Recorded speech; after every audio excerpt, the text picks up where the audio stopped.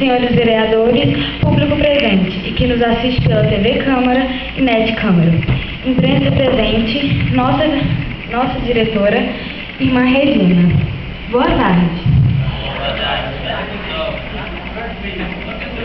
Eu me chamo Rafaela Fonseca Gontijo e sou aluna do Instituto Nossa Senhora do Sagrado Coração, onde curso o 7º ano A do ensino fundamental.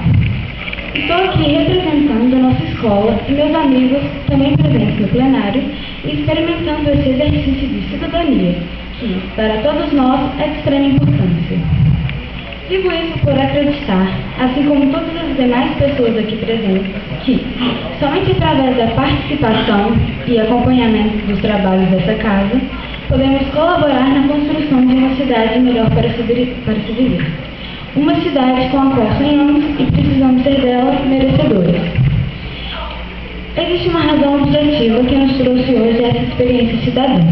Realizamos no mês de outubro uma atividade em nossos estudos no conteúdo de História, Língua Portuguesa e Redação, que propôs o levantamento por nós mesmos das carências existentes em nosso bairro e na região em que residimos. Após esse registro, fizemos uma discussão em sala de aula, mediada por nossos professores de História, Redação e Português. Percebemos, então, que a maioria dos problemas que registramos e que, a princípio, deveríamos buscar a solução junto aos vereadores, na verdade, são problemas estruturais e de responsabilidade do Poder Executivo. Isso nos levou ao aprofundamento da discussão e à busca do entendimento de qual é verdadeiramente o papel do Poder Legislativo.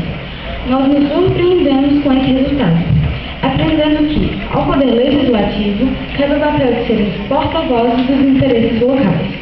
A função preponderante da Câmara é de legislar, ou seja, os vereadores elaboram, discutem e analisam projetos que, após aprovados, se tornam leis municipais, que regulam a administração do município. Cabe-lhe também o papel de fiscalizar, investigar se foram observados os princípios da legalidade, moralidade e conveniência, a fim de garantir um governo íntegro, honesto e eficiente, que é o que a sociedade espera. Aprendemos também que os vereadores fiscalizam o trabalho do Poder Executivo, acompanhando a execução e observância das leis. Uma Câmara de Vereadores, como Poder Legislativo, é a garantia de liberdade de um povo, porque os seus representantes são escolhidos e eleitos pelo voto popular.